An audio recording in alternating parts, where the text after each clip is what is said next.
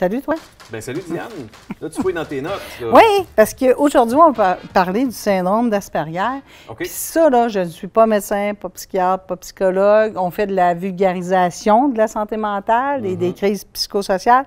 Donc, je voudrais vraiment pas dire n'importe quoi là-dessus. C'est un sujet assez chaud ces temps-ci, tout ce qui est le TSA, les troubles du spectre de l'autisme. Donc, on va y aller vraiment avec des pincettes. OK. Bon, bien, allons-y. On va en apprendre un peu plus sur le syndrome de l'Asperger au cerveau dans le clos.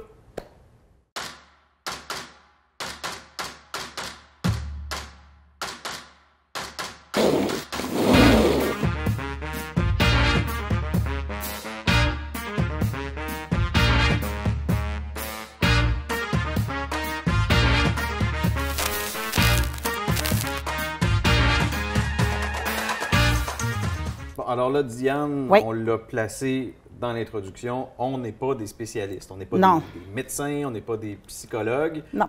On va aborder le syndrome d'Asperger parce qu'inévitablement, dans nos vies, on va certainement croiser quelqu'un qui a cette situation-là, qui doit vivre avec ça. Oui, puis c'est fou parce que j'ai fait des recherches. Je travaille avec une personne qui a le syndrome d'Asperger, c'est merveilleux.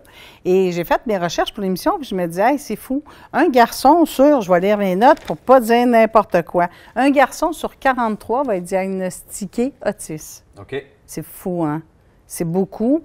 C'est vraiment le mot du siècle. On en parle beaucoup de la dernière décennie. Puis c'est correct, c'est très bien, là. Il faut en parler. Puis l'autisme ne se décline pas de la même façon pour chaque personne. Il y a plusieurs branches, je suppose. Bien, il y a plusieurs branches, il y a plusieurs variations, il y a plusieurs degrés, intensité. Et qu'est-ce qui est bon, c'est que ça peut changer avec le temps aussi. Donc, il ne faut pas s'alarmer. Puis je suggérerais à tout le monde qui a l'impression que son enfant a une problématique TSA, du trouble du spectre de l'autisme.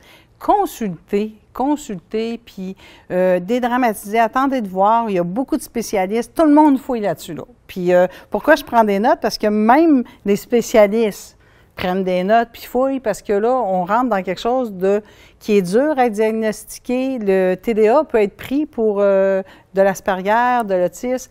Donc, allons-y tranquillement, puis c'est nos enfants, hein? Fait que ça nous tient à cœur. Allons pas trop rapidement. Écoutons les professeurs, écoutons tout le monde, puis allons-y avec beaucoup de maturité dans ce sujet-là. Ça peut faire peur quand on dit syndrome d'Asperger, ça a l'air pesant, mais là, tu le mentionnes toi-même, la personne qu'on va rencontrer tantôt, tu travailles avec. C'est quelqu'un qui est fonctionnel. C'est quelqu'un comme toi et moi, là, mais qui a justement ses défauts, ses qualités. Oui. C'est tous les troubles socio-émotionnels. Rentrer en contact avec ses collègues, c'est difficile. Puis souvent, quand nous, les humains, là, normal, on peut détecter, c'est drôle à dire les humains, on parle juste des humains, en tout cas, bref, nous, on peut détecter 75 émotions, genre. On peut dire, ça c'est ça, il y a de la colère, tandis que dans l'Asperger, ça se rendait jusqu'à 7. Nous pouvons détecter environ 75 émotions, eux, 7 à 8 plus ou moins. Okay. Donc, la lecture d'une personne qui a le syndrome d'Asperger, tout dépendant si elle est sévère ou intense, face à toi, a de la misère à te lire. Et il y a de la misère aussi à te transmettre sa façon d'être. C'est là que l'anxiété ramasse tout ça. Là. Fait que dans la discussion, on trouve c'est étrange, c'est bizarre. Fait que tout le monde change de comportement. L'anxiété embarque, la nervosité. Là, il devient rigide. Là, la rigidité pogne. Et quand ils sont jeunes, bien, ça fait quoi un enfant qui n'a pas compris? Bien, il est en colère, il est stressé, il a peur. Fait que la colère, c'est en plein ça. Il s'isole, il évite les contacts visuels ou il se met en colère souvent. Mais ça revient un peu à ce qu'on disait dans un épisode plus tôt, où est-ce qu'on parlait de gestion des émotions. Là, on parle justement dans de l'émotion.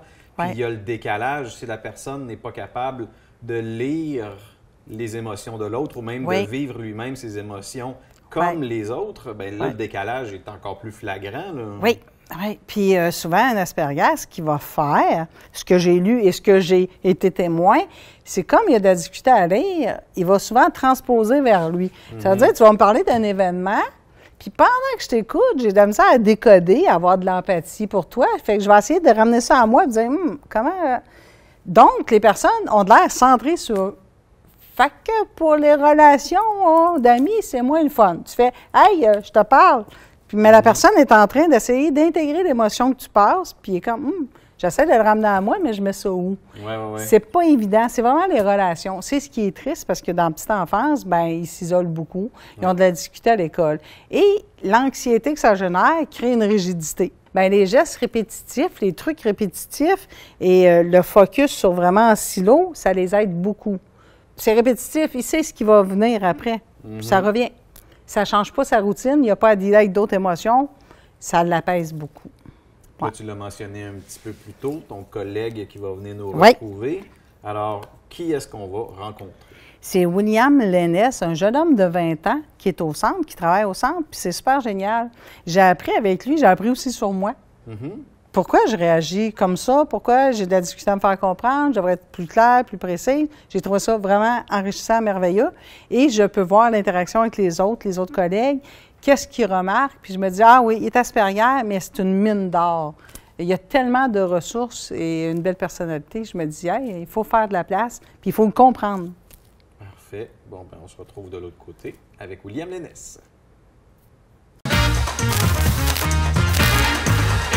Bien, on est de retour avec notre invité. Et comme on parlait d'Asperger, moi, j'ai rencontré une personne formidable qui a le syndrome d'Asperger, mais c'est génial. C'est tout pas ce que j'imaginais, puis tout ce que j'imaginais. Donc, on l'a invité, puis on a dit, hey, viens parler, viens nous parler. Hey, salut, William. Salut. Là, ici, tu n'as jamais participé à une émission de télé. Non. Comment tu t'es senti quand tu es rentré dans le studio ici? Bien. Yann était là. OK. La technique, ça t'a pas intimidé? Non. Super, ça. Fait que là, tu es dans ta chaise, tu te sens bien, puis amène les questions. Oui. Good. Puis si j'aurais une question ouverte, pas tu me répondes par oui ou non, parce que tu as tendance à me répondre par oui ou non, là, je veux que tu me parles. Fait que je voudrais que tu me parles. Si tu voudrais dire à quelqu'un, c'est quoi vivre avec l'Asperger, tu dirais quoi à cette personne-là? Je sais pas. Mais tu l'as mentionné plus tôt, par contre, que tu t'es senti bien quand tu as eu ce diagnostic-là. Qu'est-ce que ça représentait pour toi? La paix pour ma mère. Parce qu'avant de ce diagnostic-là, j'avais pas d'aide, pas de service, rien. Puis ça rajoutait une pression sur ta mère. Est-ce que c'est parce qu'elle ne savait pas nécessairement comment gérer cette situation-là? Parce que j'avais la misère à contrôler mes émotions quand j'étais à l'école, quand j'étais jeune. Puis ma mère, ben, elle était aux études, fait qu'elle devait me chercher à tous les jours parce qu'il y arrivait de quoi. Puis il n'y avait personne pour m'aider. Fait que le jour où j'ai eu mon diagnostic, ben, j'ai eu un TS pour moi en classe. Rien que pour moi. Ce qui était déjà mieux que rien pantoute. Ben oui, c'est ça. Puis ça se manifestait comment, ces émotions-là qui sortaient difficilement? Ben, par exemple, tu pouvais partir à rire, puis je croyais que tu riais de moi. Ce qui pouvait être une source de colère. Ben oui. Tu l'as dit doucement, une source de colère. Ben oui. Ben c'est sûr. Parce que quand tu es dans cette situation-là, oui, il y a la colère, mais j'imagine que tu dois te sentir aussi isolé, un peu tout seul de ta gang. Oui. T'as-tu rencontré d'autres gens qui ont aussi ce syndrome-là? Est-ce qu'il y a d'autres gens dans ton quotidien qui ont ça? Écoute, c'est autant un sujet de conversation, autant c'est tabou. Ouais. Fait que souvent, on n'a pas tendance à dire vraiment c'est quoi qu'on a. Souvent, on dit juste je suis pas de l'autisme ou je suis autiste. On dit rarement précisément ce qu'on a. Fait que peut-être que oui, mais je sais pas. Okay. Puis ça te fait quoi, toi, d'avoir eu, à toi tout seul, là, pas à ta mère, le diagnostic spectre de l'autisme, syndrome d'Asperger? Ça t'a soulagé pour ta mère, mais pour toi, ça fait de quoi? Rien de différent. À rien de différent? Tu t'es-tu senti étiqueté, pas étiqueté, soulagé? À l'âge que j'avais, j'étais juste content que ça allait mieux. Là. OK. Puis si tu allais mieux, pourquoi? Les travailleurs sociaux? Parce que j'ai eu une meilleure école. OK. Mieux adaptée pour moi. OK. Est-ce que tu retournerais à l'école si je te pousserais vers l'école? Là? Oui. Non. Non. Parce qu'actuellement, William est avec chez nous, il travaille. Puis la seule affaire qu'on lui a demandé, c'est des cours de français. Comment ça va avec tes cours de français? Bien. Ça va bien? Bien comment? Très bien. Oui. Pas obligé de performer. C'est ça. Je pense que le stress de performance, ça crée vraiment une anxiété chez William qui a de la difficulté à gérer. Puis il décode mal ça, un petit brin de rien. Il me le dit souvent, Diane, Hey, une question à la fois. Il faut être précis avec William. Dans un environnement professionnel, on est loin de l'école, mais on a quand même un certain encadrement. Pour toi, comment ça se passe au quotidien? Ben, je t'avouerais, je fais à peu près ce que je veux quand je veux. OK. S'il y a du linge à ramasser, je vais le chercher. J'aide un peu le monde à la distribution. Parfois, je cours à l'intérieur chercher des sacs. Je n'ai pas vraiment de routine, à part qu'il faut que je fasse ce qui doit être fait.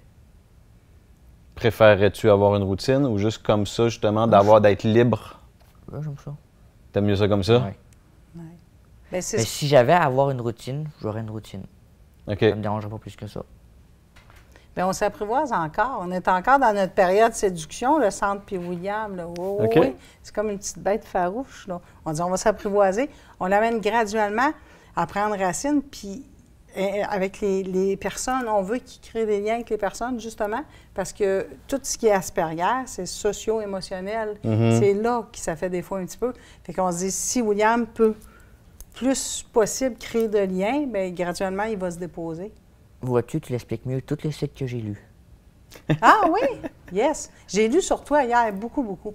Je savais que tu étais mon invité, puis je me suis dit, il ne faut pas que je scrape cette partie-là, parce qu'il y a trop de parents qui vont écouter, puis je ne veux pas non plus scraper notre belle relation, fait qu'il faut que je dise comment je le perçois.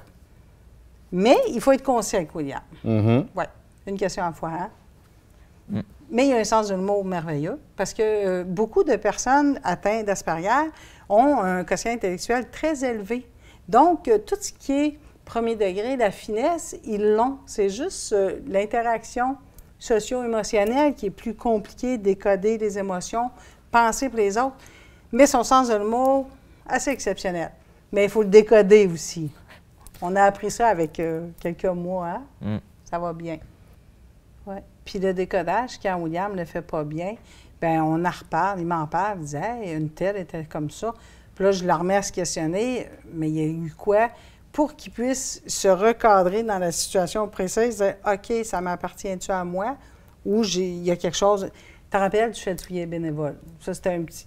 Oui, il a fallu recadrer, il disait « Hey, ça peut-être... » Oui, elle, non, elle. Mais lui, il s'est dit, mais comment le savoir, Diane? C'est pas écrit dans leur face, parce hein? que une fois, il rit, l'autre fois, il rit pas.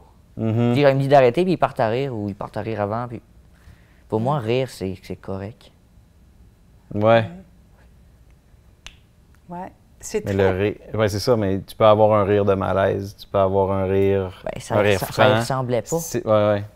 Oui, c'est la difficulté de décoder. C'est ça, j'ai appris en lisant sur l'Asperger, là, que les gens qui n'ont pas ce diagnostic décodent 75 émotions. Et vous, en moyenne, ça dépend de sévère à intense, là, vous pouvez décoder 8-9 émotions. Fait que c'est sûr que toi, chatouiller une madame, es-tu de bonne humeur ou pas? Harry. Guili, c'est normal, je comprends. Ouais. Puis tu te vois où plus tard? Tu te verrais faire quoi dans l'avenir? Méchante bonne question.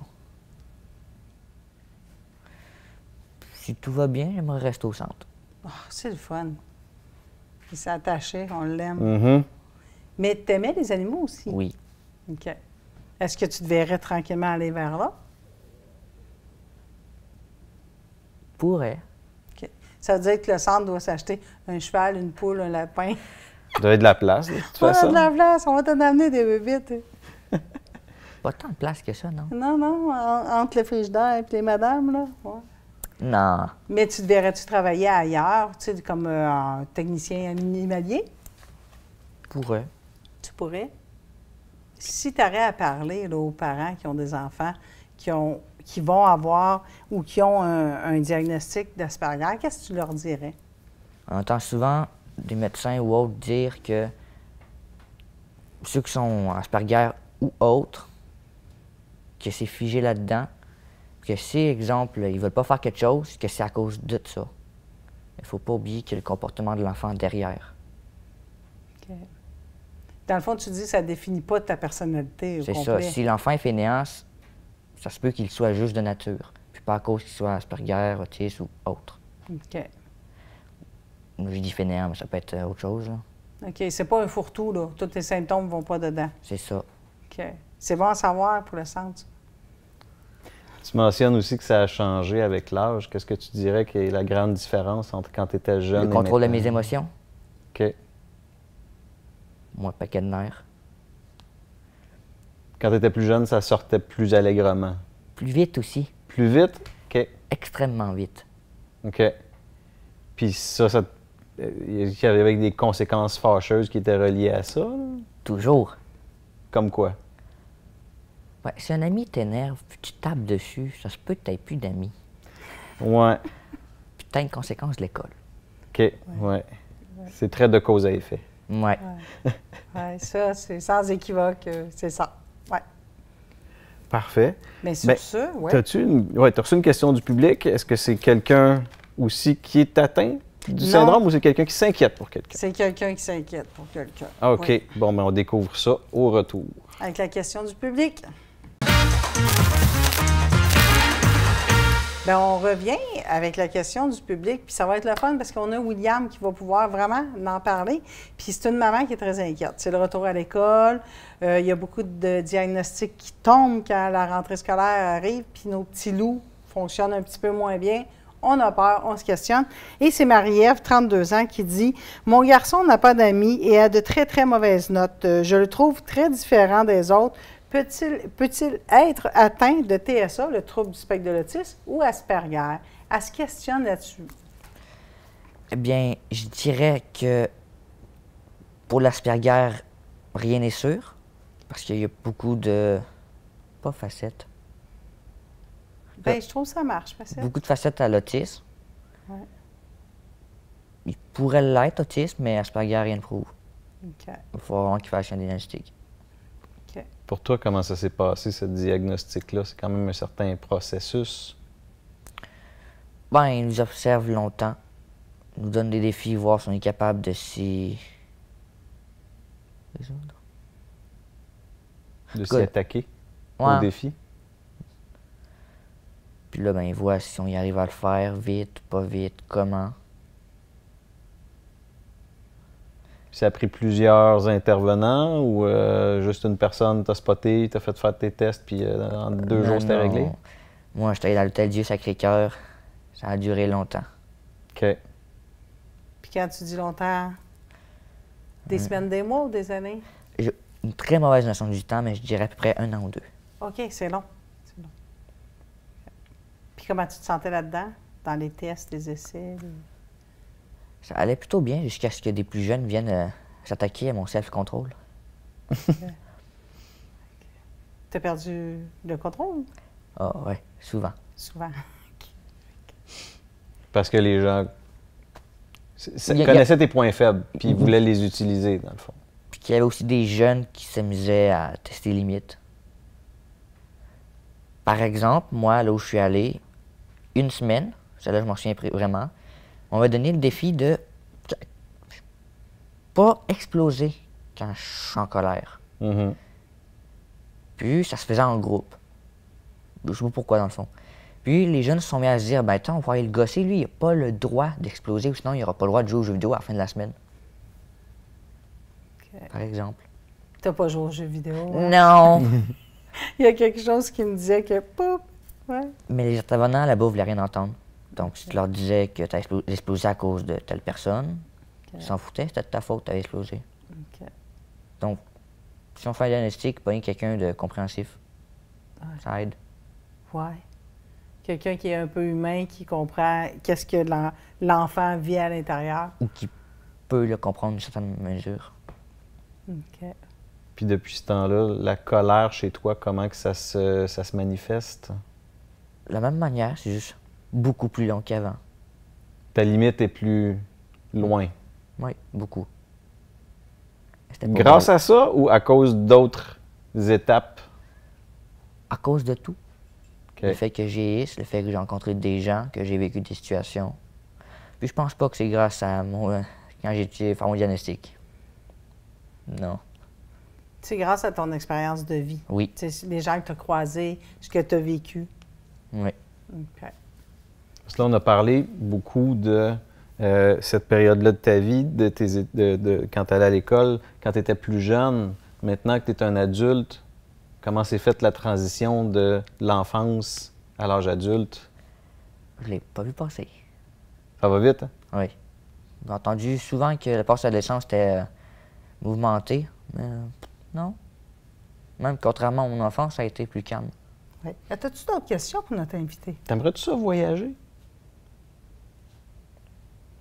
Peut-être. T'irais où? Ouais. Ouais. Pourquoi pas? L'eau, il fait chaud. Dans le sud. Ouais. Les palmiers. Ah, ouais. Ah, regarde, tu vois, ouais, c'est pas pire. Mais il fait chaud en dessous des spots aussi ici, là. Fait que ça peut être ici. Ah, mais c'est pas un voyage, ça. C'est un déplacement. En effet. Oui, il est très spécifique sur les mots. Prends le bon. C'est ça. Ouais. Mais c'est bien d'être précis.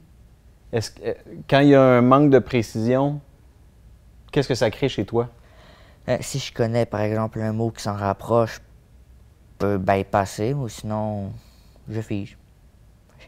Comme ma mère dit souvent, je suis une tête d'iguane. Là. Je comprends pas. Une tête d'iguane. L'image est forte, hein? Ça veut dire que tu t'immobilises et t'observes. Ouais. Ça, c'est la madame qui jongle avec des caniches, là. Ouais. Puis qui a des têtes d'iguane. Il y a beaucoup d'animaux chez vous, hein? Ouais, c'est très imagé, ouais. C'est un zoo ambulant. Un zoo? Ouais, Super. ouais. Non, mais l'image est forte, on comprend bien. Puis pour les gens qui ont de la misère à saisir ce qu'est un syndrome d'Asperger, pour toi, c'est quoi qui serait l'élément à développer chez eux? Est-ce que ça serait comme l'écoute? Est-ce que ça serait la compréhension? Je trouve que j'ai plutôt bien vieilli, mais il y en a que ça serait l'écoute, d'autres, la compréhension. Tu sais jamais à qui tu vas être confronté, ni la réaction qu'il va avoir envers tes réactions. C'est ça. Puis, comme qu'il disait tantôt, c'est toujours, chaque personne a un degré, ils ont un seul point commun, beaucoup qui est très marqué, c'est le socio-affectif. Ouais. Puis, tu sais, chacun est différent dans leur nature profonde, là. Moi, de ne pas mêler fainéant avec syndrome d'Asperger. Ça, je l'ai retenu. Tu sais, s'il ne veut pas faire son lit, c'est peut-être pas nécessairement parce qu'il est Asperger. Ça se peut juste qu'il trouve ça inutile parce qu'il va le défaire en allant se coucher à soir. OK. Ça, c'est moi. Mais moi, je ne suis pas diagnostiqué Asperger et je suis 100% d'accord avec toi. Ouais. Ouais, comme ma mère disait, mettre de l'ordre, c'est donner de l'importance aux choses qui n'en ont pas.